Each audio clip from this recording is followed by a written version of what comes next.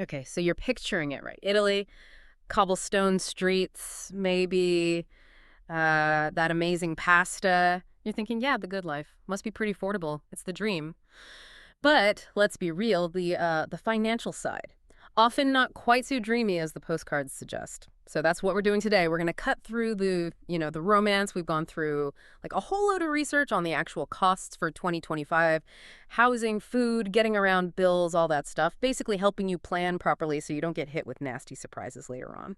Exactly. And the thing is, the economic backdrop is, well, it's important. Italy's got this lifestyle, sure, but the economy needs a bit of careful navigation from you.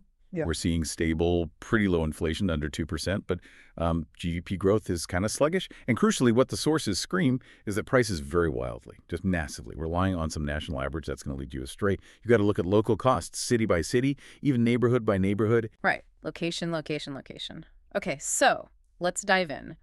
Biggest cost first. Shelter, I assume? Yeah, housing. Rent, usually. That's almost always the biggest slice of the pie. And wow, does it change depending on where you look? I mean, you could save, what, thousands a year just by picking a different town or even just living a bit further out from the city center. So if you're aiming for the big guns like Rome or Milan, especially in the north, the research says city center rent for a one-bedroom, you're looking at, maybe 900 up to 1,500. Big range, but still just outside that core. Drops quite a bit, yeah. Right, down to maybe 600 to 1,000 euro a city. That's a pretty strong reason to think about commuting, isn't it? Oh, definitely. And that trend, it just keeps going as you move away from those top-tier cities. Think about places like Florence, Bologna, Turin, still popular, still vibrant. Their centers are a little easier on the wallet, starting around 700 euro, maybe topping out near 1,200. Okay, so the big cities have their price tags. What about finding real savings? What did the data say was the secret sauce? Well, the biggest secret, if you want to call it that, is embracing life in a smaller town. Seriously. If you're willing to be outside the major metro areas, rents plummet. We're talking 300 to 600 euros a month. Significant. But, okay, say you need to be near a city for work or study. The data gives you two solid strategies. First, share. Find an apartment with others. They call it affido condiviso. That knocks off like 30 to 40% right away. Wow. Yeah. Yeah. And second, go for the suburbs. A short commute, maybe 20, 30 minutes. That can save you hundreds each month. Suburbs are consistently 20, 30% cheaper for rent. Okay, that definitely puts the cost of a monthly train pass, like 50 euros, into perspective. The rent savings just dwarf it. But rent isn't everything. You've got bills, utilities. Absolutely. Got to factor those in. For a typical small apartment, you're probably looking at 150 to 200 euros a month combined. Yeah. That's for your electricity, heating, water, trash collection. Internet's usually pretty stable, price-wise. Add another, say, 25 to 35 for that. One thing the research really flagged, though, and it's key for planning, especially up north, is heating efficiency.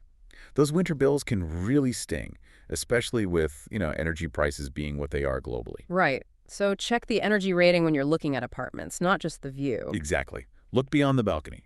Check the EPC rating. Okay, that leads us nicely into sort of the day-to-day stuff. Food. Getting around. This is where your personal choices really make a difference to the budget, right? Cooking versus eating out all the time. If you're mostly cooking at home, which, let's face it, is the cheapest way, the sources suggest a single person might spend around 200 to 300 euro a month on groceries. And they give some useful price points, too, just to give you a feel for it. Like pasta, about €1.50 kilo. Milk, maybe 1.30 a liter. Chicken, around 8 to 10 euro kilo, stuff like that. Yeah, useful benchmarks. And the tip was, hit the local markets. Often fresher, often cheaper than the big supermarkets. Definitely. But then there's the social side of food in Italy, right? Eating out is huge. It's part of the culture. You can find cheap eats, like a trattoria lunch, for 15 euros per euro. But nice mid-range dinner out, say for two, maybe with some wine, you're easily looking at 25 to 40 euro per person. Maybe more. And that daily cappuccino habit, does that add up? Ah, the cappuccino, the ritual. It feels small, right? £1.50, maybe two. But this is exactly what the sources mean when they talk about lifestyle drift or subscription creep. Okay, hang on. Those sound a bit jargony. Lifestyle drift. What's that actually mean for your wallet? It's like the silent budget killer. It happens slowly. Maybe you get a small pay rise, or you just get more comfortable, and you start adding little things, that daily coffee, an extra streaming service you barely watch, grabbing takeout because you're tired. Right, little things. Exactly. Individually, they seem like nothing. 2 here, 10 there, but the data shows it adds up fast. easily 100, maybe 200 euros a month can just vanish on these small recurring things. It makes your budget feel tight, even if you sorted out your rent. Sneaky. That's a really, really important point. Okay, what about getting around? Movement. Second biggest cost lever after rent, you said. Public transport in the cities seems pretty good value based on the research. Monthly passes, what, 35 to 55? Yeah, generally in that range. Rome's pass is about 50 euro. Milan's is even cheaper, only 39 hours. Very efficient. So compared to owning a car? Oh, it's night and day in the cities. Hmm. Public transport is absolutely the smarter financial choice. Owning a car gets expensive fast. Fuel's high, around 190 a liter right now. Insurance adds another 500 to 800 euro a year, minimum. Then you've got parking hassles, potential congestion charges. Yeah. It adds up. Makes sense. And traveling between cities, trains. Still a cost difference there, too. The regional trains, they're slower, sure. Yeah. But they're cheap, like 10 to 20 euro for many routes. Okay. That's often half the price, sometimes even less, than the high-speed trains, the Fress. Those can be 30 to 80 euro or more, depending on when you book. So if time isn't your absolute top priority, slow travel saves cash. Definitely. The regional network is your friend if you're watching the budget. Okay, let's talk students. Lots of people move to Italy for studies, and the research had specific numbers for them. Tuition seems pretty reasonable for public universities. Yes, surprisingly so compared to, say, the US or UK. Public uni fees generally run between 900 to 4,000 euro a year. But, and it's a big but private universities, that's a whole different ballpark. Think 8,000 up to 20,000 annually, maybe more for some programs. Big jump. Huge jump. And healthcare, that's actually a plus point. Italy has the Servizio Sanitario Nazionale, the SSN. Non-EU students usually pay a small yearly contribution, like 150, 200 euro. That gets you access to the public system. That's really low. It is. And if you want faster access or specific private doctors, you can get private insurance for around 4,800 a month extra. So options are there. Okay, so we've covered rent, bills, food, transport, tuition, healthcare. Let's pull it all together. What's the bottom line? What kind of monthly budget should someone realistically plan for? Right, the synthesis. What the data suggests is actually quite interesting. Let's isolate the costs besides rent first. So your food, utilities, local transport, phone, basic social life, that core living cost. It seems to hover pretty consistently around 850 to 1,100 euro per month for most single people. That's your baseline. Okay, so 850 to 1,100 euro before rent, meaning everything above that is basically your housing choice playing out. Exactly that. Rent is the big variable, so add rent back in. For a single student, the total monthly estimate shakes out somewhere between 955 and 855 and 140 euro. For a working professional, probably wanting a bit more space or comfort, the range is more like 1,430 to 2,210. See, the core cost of living is manageable. It's the housing and maybe some lifestyle upgrades that push the numbers up. And we saw a case study that kind of proved this, right? Martina, the software consultant in Milan, she'd budgeted higher, like 1,800 a month, based on rough guesses online. Yeah, but she actually managed to live on 1,650 euro. And the story tells us exactly how she did it. Key move. She found a two-bed place about 30 minutes outside the city center and split the rent with someone. Smart. And she bought the annual transport pass up front, got a discount doing that instead of getting monthly. Little optimization, but it helps. So that commute, that 30 minutes on a train, saved her 150 euros a month directly on rent. It just proves it, doesn't it? Housing and transport, those are the big dials you can turn. Absolutely. Those are your primary budget levers. So why does it sometimes feel more expensive than people expect, even if the official inflation is low? The research highlighted, 6 main reasons this happens, things to watch out for. 6 common factors. First, simple supply and demand for housing in the big cities. Milan, Rome, Florence, just not enough places, so rents go up. Basic economics. Okay. Second, that north-south divide. Regional economic disparity. The north is wealthier, costs are higher. The south is cheaper, but maybe fewer high-paying jobs. It creates this mismatch people don't always expect. Right. Third was energy prices. Yep. Volatility in utility costs. We mentioned heating. That's a big one. Fourth, tourism. It pushes up prices for restaurants, cafes, local services in popular spots. Service inflation, okay. Fifth, taxes. Regional taxes can bite into your take-home pay more than you might initially calculate. And number 6, back to our sneaky friend. Lifestyle drift. And subscription creep. Those little costs adding up. Exactly.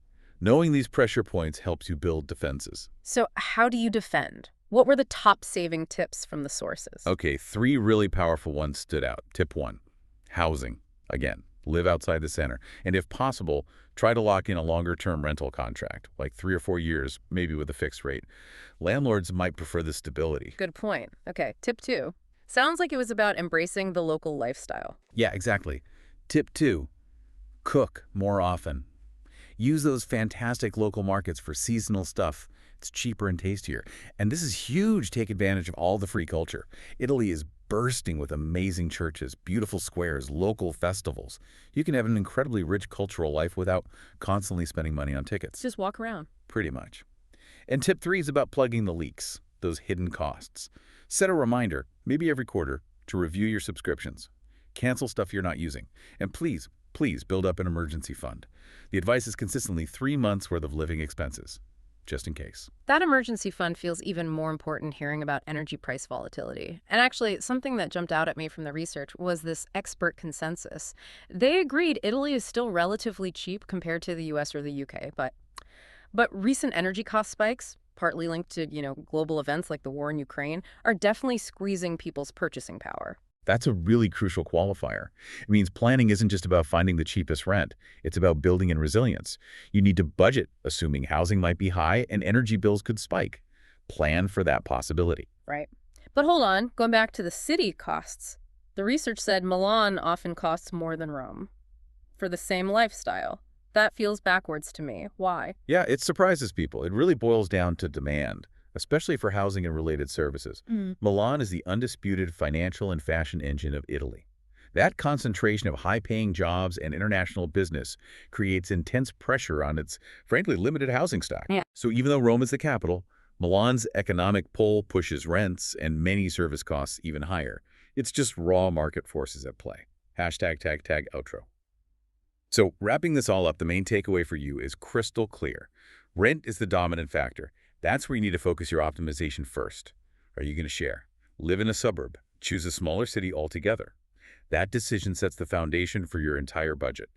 After housing, your next biggest impact comes from transportation choices. Embrace public transport in cities. Use those cheaper regional trains when you can. Okay, so for actually planning, the advice is practical. Make a checklist for any city you're considering. Find local data, compare rents in different neighborhoods, and then critically add a buffer, like a 10% contingency fund on top of your estimated monthly total. Exactly. That 10% is your safety net for unexpected things. Seasonal price bumps. Don't skip the buffer. Right. Okay, so that leaves us with one final thought for you to chew on. We've seen there's huge variation in costs. We even saw Milan can be pricier than Rome for the same stuff. So here's the question.